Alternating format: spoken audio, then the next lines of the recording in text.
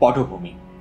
স্বাধীন বাংলাদেশে কয়েক হাজার শিক্ষা প্রতিষ্ঠানে আমরা কয়েক কোটি শিক্ষার্থী বুক ভরা আশা নিয়ে, সুখী ভবিষ্যতের আকাঙ্ক্ষা নিয়ে প্রতিদিন স্কুল, কলেজ, বিশ্ববিদ্যালয়ে ভিড় করি।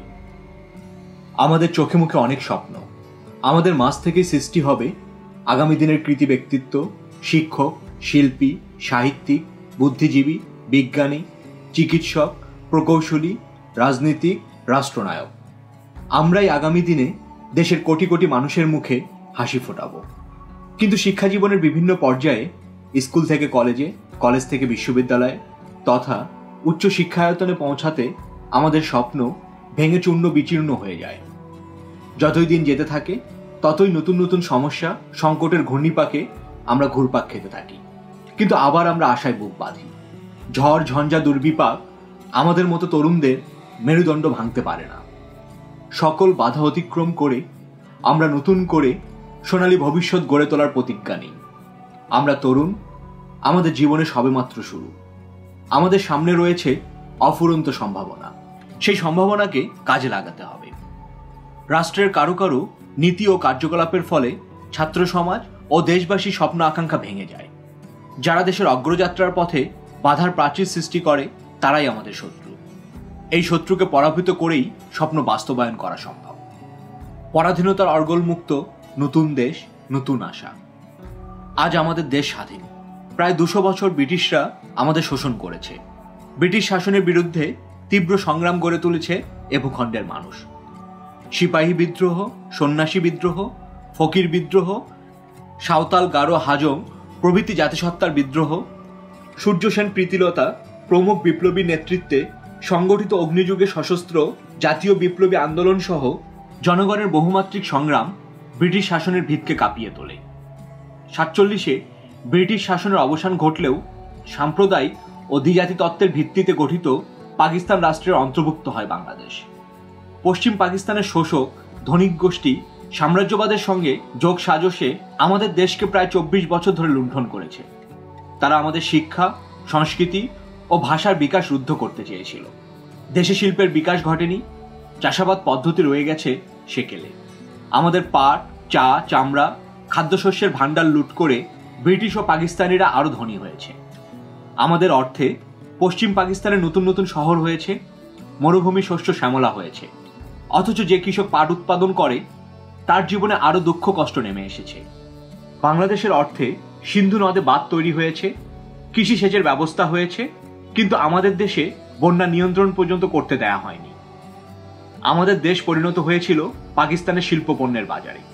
এর বিনিময়ে এখান থেকে তারা নিয়েছে কোটি কোটি টাকা মুনাফা। কিন্তু আমাদের দেশে একটি কাঠ পেন্সিল তৈরির কারখানাও তারা হতে দিতে চায়নি। যখনই এর প্রতিবাদ করেছি তখনই তারা পুলিশ, মিলিটারি দিয়ে বর্বর নির্যাতন চালিয়েছে।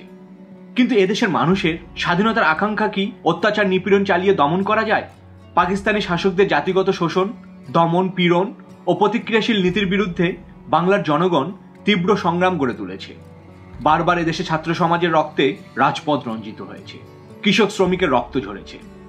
অবশেষে দীর্ঘদিনের আন্দোলন সংগ্রামের চূড়ান্ত রূপ লাভ ঘটে 1971 সালে। এদেশের নারী, পুরুষ, দামাল, তরুণ, যুবক সকলে এক মরণপণ সশস্ত্র স্বাধীনতা সংগ্রামে ঝাঁপিয়ে পড়ে। শ্রমিক, কৃষক, ক্ষেতমজুর, ছাত্র, সৈনিক, পুলিশ, বিজিবি, ভূতপূর্ব বিডিআর ও ইপিআর, আনসার সহ দেশের আপামর জনতার লড়াই এবং অভূতপূর্ব আত্মত্যাগ, 30 লাখ বা তার অধিক শহীদের রক্তের বিনিময়ে আমরা ছিনিয়ে আনি আমাদের প্রিয় স্বাধীনতা।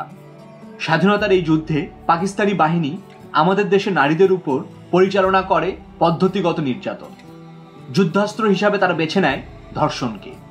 বাঙালি ও বাংলাদেশী রক্ত পরিশুদ্ধ করে সহি ও খাঁটি মুসলমান বানানোর অভিপ্রায়ে 2 লাখ, মতান্তরে 4 লাখ নারীর উপর পরিচালিত হয় ইতিহাসের বর্বরতম নির্যাতন, নিপীড়ন। ঘৃণ্য এই কাজে পাকিস্তানি সেনাবাহিনীর দোসর হিসাবে কাজ করে রাজাকার, আল-বদর, ইসলামী ছাত্র সংঘ সহ বর্তমানে ইসলামী ছাত্র শিবির, অন্যান্য সহযোগীগণ। মার্কিন যুক্তরাষ্ট্র ও চীনের পূর্ণ মদত পেয়েও পাকিস্তান বাহিনী পরাজিত হয়। তারা অবনত মস্তকে আত্মসমর্পণ করতে বাধ্য হয় মুক্তিবাহিনীর কাছে। আমাদের প্রতিবেশী দেশ ভারত, সাবেক সোভিয়েত ইউনিয়ন সহ সমাজতান্ত্রিক বিশ্ব এবং বিশ্বের গণতান্ত্রিক প্রগতিশীল মানুষের সহযোগিতা ও সমর্থনে 9 মাসের রক্তক্ষয়ী সংগ্রামে আমরা জয়ী হই। এদেশের কোটি কোটি মানুষের মনে যুগ যুগ ধরে যে স্বপ্ন লালিত হয়েছে, রক্তের দামে সেই স্বপ্নের স্বাধীন বাংলাদেশ প্রতিষ্ঠিত হয়। আমরা নতুন স্বপ্নে, নতুন দর্শনে আমাদের ভবিষ্যৎকে গড়ে তোলার শপথ নিয়ে অগ্রসর হতে থাকি। মোটা ভাত, মোটা কাপড়, মাথা গোজার ঠাঁই, সুশিক্ষা, রোগ ব্যাধিতে চিকিৎসা, এই ছিল স্বাধীন বাংলাদেশে আমাদের স্বপ্ন। বন্যা, মহামারী, দুর্ভিক্ষ আমাদের প্রিয়জনকে আমাদের কাছ থেকে ছিনিয়ে নেবে না। নতুন দেশে এই ছিল সকলের আকাঙ্ক্ষা। আমাদের বিশাল জনশক্তি, উর্বর মাটি, পানি ও প্রাকৃতিক সম্পদের যথাযথ প্রয়োগের দ্বারা আমরা খেয়ে পড়ে বাঁচব। শিক্ষা, চিকিৎসা, মাথা গোজার ঠাঁই পাব। দেশ এগিয়ে যাবে সমাজতন্ত্রের দিকে। এটাই ছিল মুক্তিযুদ্ধে লাখ লাখ মানুষের আত্মপ্রেরণা। আমাদের শ্রম আর ঘামে, উদ্যম আর অনুপ্রেরণায়, মেধা আর প্রতিভার দ্বারা আমরা গড়ে তুলব শিল্প কারখানা ও বৈজ্ঞানিক কৃষি ব্যবস্থা, নতুন সভ্যতা, এবং এই লক্ষ্যে বাস্তবায়ন ঘটবে গণমুখী বিজ্ঞানভিত্তিক শিক্ষা ব্যবস্থা ও শিক্ষানীতির। এটাই ছিল আমাদের যুগ যুগের আশা। ভিক্ষার হাত নয়, কোটি কোটি মানুষের হাত স্রষ্টার হাতে রূপান্তরিত হবে। আত্মনির্ভর, আত্মমর্যাদাশীল দেশ হিসাবে গৌরবের আসন অধিষ্ঠিত হবে আমাদের দেশ। নিরবিচ্ছিন্ন সংগ্রাম, আপ্রাণ ও আন্তরিক প্রচেষ্টা এবং প্রয়োজনে নিজেদের উৎসর্গ করে আমরা লাখ লাখ শহীদের স্বপ্ন ও দেশবাসীর আকাঙ্ক্ষা স্বাধীন দেশে বাস্তবায়িত করতে চাই। স্বাধীন দেশেও আশা পূরণ হয়নি। আমাদের এই ভূখণ্ডে 150 বছরেরও আগে আধুনিক শিক্ষার প্রচলন হয়। এই সুদীর্ঘ সময়ে অসংখ্য রাজনীতিবিদ, শিক্ষাবিদ, পণ্ডিত, বিজ্ঞানী, শিল্পী, সাহিত্যিক সৃষ্টি হয়েছে প্রচলিত শিক্ষা ব্যবস্থা থেকে। কিন্তু দেশ অথবা দেশের মানুষের কোনো উন্নতি হয়নি, বরং দিন দিন আরো অবনতি ঘটেছে। সুশিক্ষাই একটি জাতির অগ্রগতির অন্যতম শর্ত। কিন্তু কেন আমাদের দেশে দীর্ঘদিনের শিক্ষা ব্যবস্থা দেশের কল্যাণ ও অগ্রগতি সাধন করতে পারেনি? এ প্রশ্ন খুব স্বাভাবিকভাবেই ছাত্র সমাজ ও দেশবাসীর মনে জেগে ওঠে। লাখ লাখ শহীদের রক্তের বিনিময়ে যে স্বাধীন দেশ জন্ম নিল, সেই দেশে 4 দশক অতিক্রান্ত হওয়ার পরও আমাদের কোনো আশা পূরণ হয়নি। পাকিস্তান সৃষ্টির পর একটার পর একটা সরকারের পরিবর্তন হয়েছে। সকলেই ভেবেছেন এবার নিশ্চয়ই দেশের উন্নতি হবে।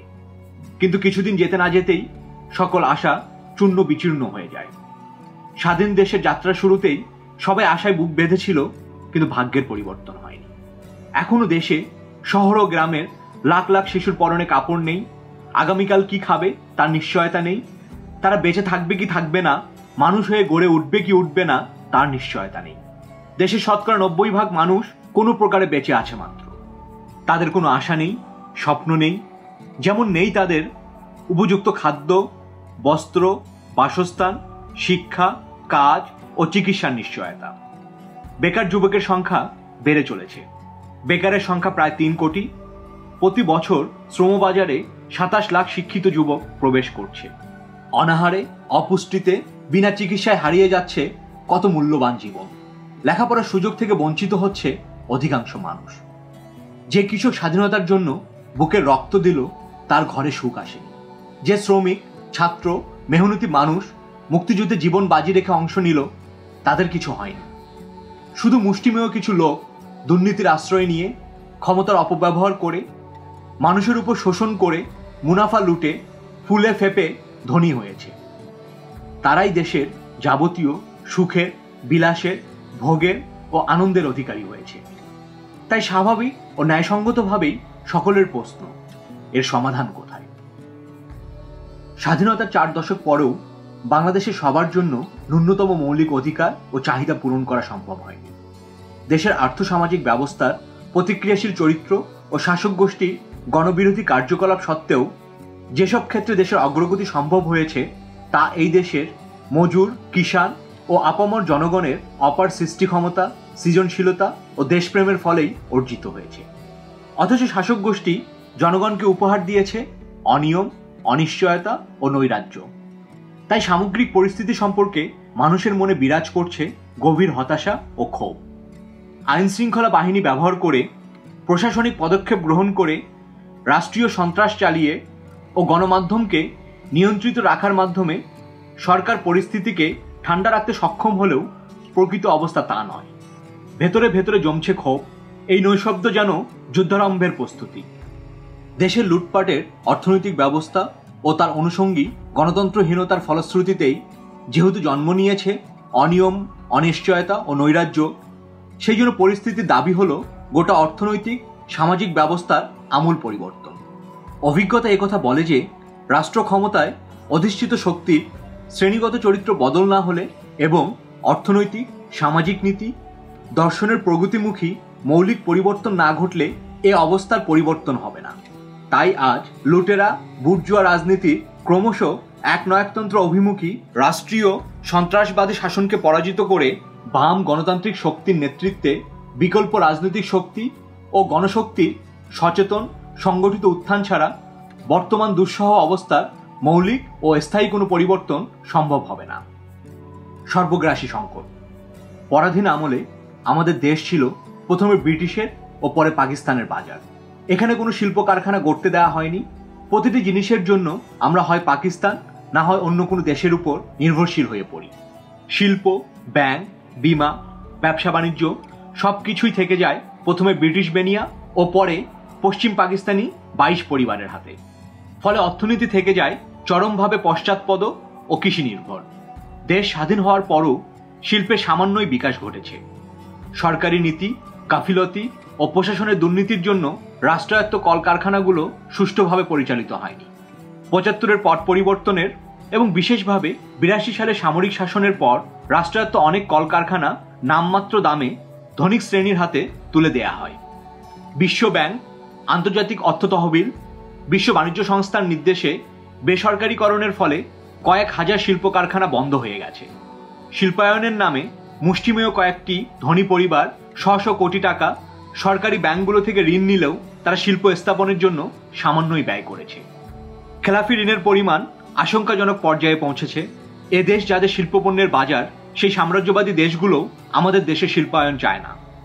উপরন্তু দেশের উন্নয়ন কর্মকাণ্ডের এবং আমদানিকৃত খাদ্য ও অন্যান্য পণ্যের ব্যয় নির্বাহের জন্য অর্থ যোগানের সুযোগে সাম্রাজ্যবাদী শক্তিগুলো আমাদের দেশের জন্য ক্ষতিকর নানা শর্ত মেনে নিতে বাধ্য করছে। কৃষিক্ষেত্রে শত বছরের পুরনো ব্যবস্থা চলে আসছে। কৃষির সঙ্গে জড়িত 62% বেশি মানুষ ভূমিহীন। অল্প জমির মালিক গরিব কৃষকরা ক্রমেই জমি হারা হচ্ছে। দেশের মাত্র 37% মানুষ মোট ভূসম্পত্তির প্রায় অর্ধেকের মালিক। জোরদার বৃহৎ ভূস্বামী মহাজনদের শোষণে গ্রামাঞ্চলের অধিকাংশ কৃষক জর্জরিত। ধনী কৃষকদের হাতে সেচ সুবিধা, সার, ব্যাংক ঋণ প্রভৃতি তুলে দেওয়া হলেও কৃষি উৎপাদন বাড়ছে না, বরং গ্রামাঞ্চলে চলছে নিঃস্বকরণ প্রক্রিয়া। প্রতি বছরই খাদ্যশস্যের বিপুল পরিমাণ ঘাটতি থাকছে।